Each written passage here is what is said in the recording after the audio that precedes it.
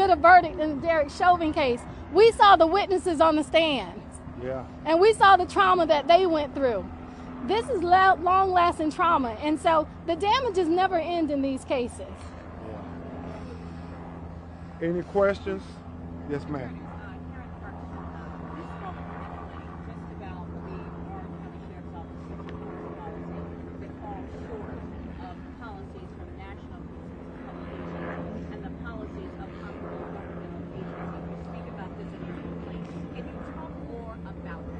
Yes, the National Associations of Sheriffs, of Police Officers. This is a national association of the top law enforcement in the land. They have gotten together and they've put together a standard policy for use of force. One of the suggestions in their standard policy for use of force is that officers do not shoot into cars if they are not in fear of their lives. And they said the car should not be used as an excuse to fear for your life if you can get out of the way of the car. And the car was moving at approximately 10 miles per hour. We need to look at this deputy who shot these babies and his background. I mean, there were several reasons why he shouldn't even been on the force, but for him to be properly trained and say that he was supposed to shoot into a car moving approximately 10 miles an hour away from him, it's ludicrous. Where was his body cam? Yeah, exactly. Where were the sirens? Where was the sirens? Right. Why would they even think they was getting stuck? Had a very long, lengthy criminal background, but yet still he was still hired by the Brevard County Sheriff's Office. Right. Yeah, that can't even represent. As you see in the lawsuit, we do have a negligent hiring count against the Brevard County Sheriff's Department for keeping this officer, who obviously had personal troubles at home, on the force. So the complaint lays it out very well. We talk about his background. We go over all the issues that he's had within the Brevard County Sheriff's Department. This is a 36-page complaint. Trust me, we were thorough in laying it out so nobody would have any questions and there could be no mistake. Yeah, and it goes to this larger question of policing in America. Not everybody is supposed to have a badge and a gun and the authority to use deadly force. And I think when you look at his background, it is very, very questionable. That's why we bring this negligent hiring complaint. Any other questions? Any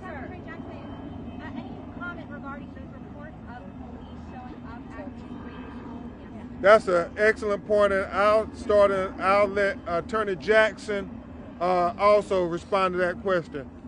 You know, the Sheriff's Department can't kill us, and then when we say that we're going to stand up and exercise our First Amendment rights, try to intimidate us by having these pretextual pursuits and allegations, almost like a Gestapo tactic, that they're going to intimidate us and make us be quiet, make us let them sweep their loved one, their flesh and blood under the rug. Well, you're not dealing with those type of people here in Brevard County. You're dealing with people who will stand up and say that we have a right under the Constitution of the United States to exercise our First Amendment rights, even if that means saying, Sheriff of Brevard County, you're wrong.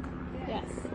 And so yes, we're going to talk about Gregory Edwards because he was here too. But to go back to what the question was, yesterday at about 5 p.m., in front of Miss Green's house, blocks from where Sincere Spears and A.J. Crooms was shot, 5 officers from the Brevard County Sheriff's Office, 5 cars with officers from the Brevard County Sheriff's Office followed Miss Green's granddaughter, Cynthia, to Miss Green's house for an alleged violation of having a too dark tint on her car. Were they all plain clothes? They were all in plain clothes. They had bulletproof vests, tactical gear. They stopped her, got out of their cars, and told her that when Ms. Green inquired about why they were there, they said because her tint was too dark on her car. We will not stand for this intimidation coupled with harassment and this 1950s type intimidation by this sheriff's department upon this family who lost their child 5 months ago during a traffic stop. And then you stop her grandchild on her street during a traffic stop for an alleged illegal tent, which, by the way, we measured and it was not illegal.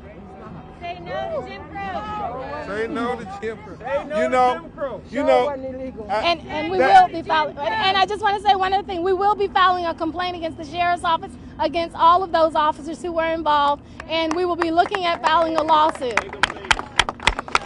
you know, it's very important to note that they did this yesterday just when the media broke wind that we were filing a lawsuit against them. A coincidence? I think not.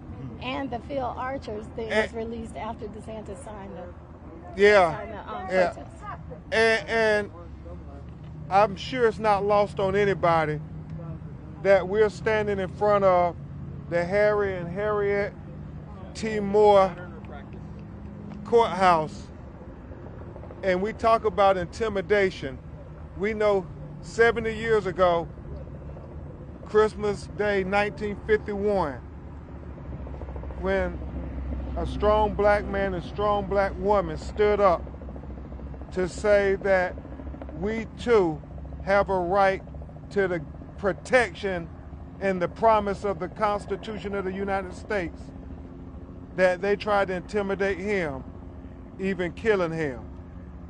And so it is not lost on us when Attorney Jackson talks about we're going to file a complaint for them going to Ms. Green's yard to try to intimidate her and her family for standing up. We will not be intimidated. We don't care how much you try to harass us, how much you try to falsely accuse us. We will say forever that A.J. Crump and Sincere Pierce life mattered, and we will fight for justice for them till our last breath. All right, 2 more questions. I know it's obvious, but why did you file this demand for a jury trial? You want to take home? Absolutely. You know, just like in George Floyd's killing, when we wanted to make sure in both the civil court and the 7th Amendment and the criminal court of the 10th Amendment, that the people had a right to sit in judgment of the evidence and the witnesses and the facts that will allow the police to kill these citizens. And the people will have the final say. Not Phil Archer, not the Sheriff Ivey, not the Sheriff's Department, not the state attorney, but the people of the United States of America will have the final say into whether or not it was justified killing these 2 young black teenagers. Because I am still disgusted that they're killing our children so fast. I mean, so fast. But what makes this so shocking here in Brevard County, it was like a blue light special. They killed 2 black teenagers for the price of 1 excessive use of force. And it's just heartbreaking that they're now going to start taking us 2 at a time. Indiscriminate.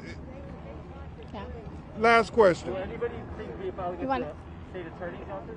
Huh? Or anything being filed against the state attorney's Well, the office? Department of Justice is going to be looking in their inquiry. We've asked them to look into the whole Sheriff's Department policies and also this lack of prosecution from these these sheriff's deputies that have not just killed these 2, but have killed Gregory Edwards and so many other unarmed black people.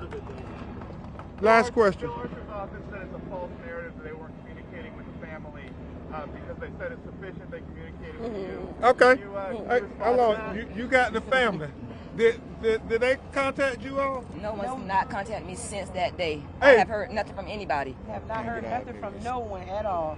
But you know what? property, nothing. They knew how to send the sheriff I have called department him. undercover deputies to Miss Green's house. they knew enough to do that. Hey, some things don't even merit a response. I reached out to him several times. I called him and inboxed him on Facebook, Instagram. To no I did reply. also. To no reply. No reply. To no reply. Y'all got that for the record? Say it again. I reached out on Instagram, Facebook, and called him and left several messages at his office. And so did I. No reply. Now one of us, no reply. No reply.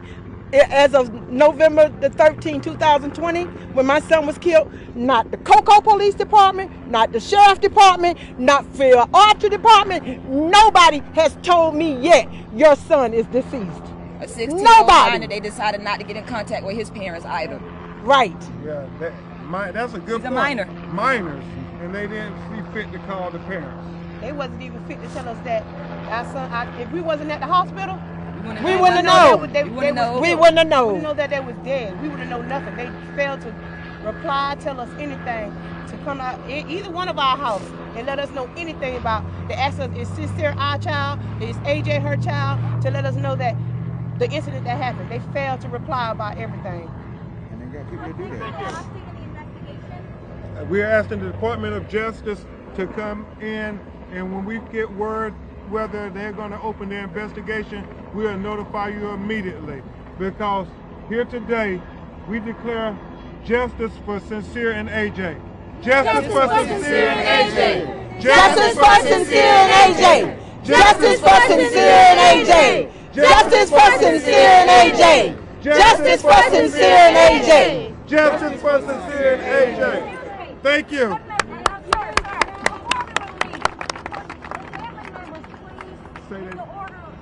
Say their names.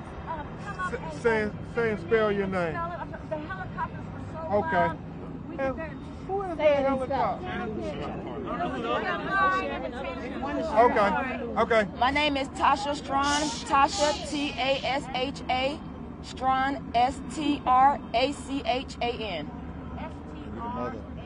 Chan. And I'm the mother of Angelo Crump. In there, loud. My name is Quashetta Pierce, Quasheda Pierce, Pierce. I'm the mother of Sincere Pierce. George was next. George, loud as you can. George Taylor, GeorgeTaylor, Sincere father. Ms. Green. Cynthia Green, CynThiaGreen. I'm the adopted mother of Sincere. And I'm Eric Smith, ERIC, and I'm the father of Angelo Crump. Thank you all. Thank you very much. Hey, no to Jim Crow.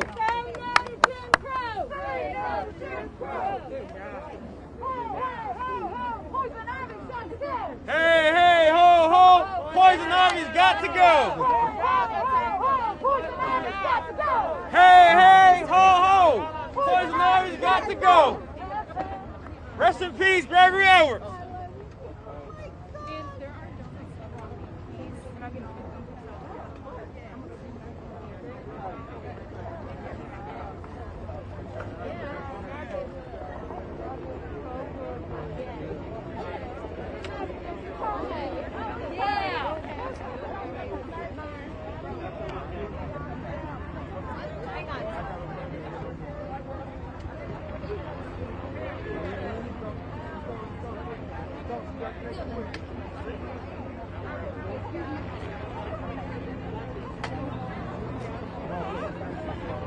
Now, I gotta go get this space.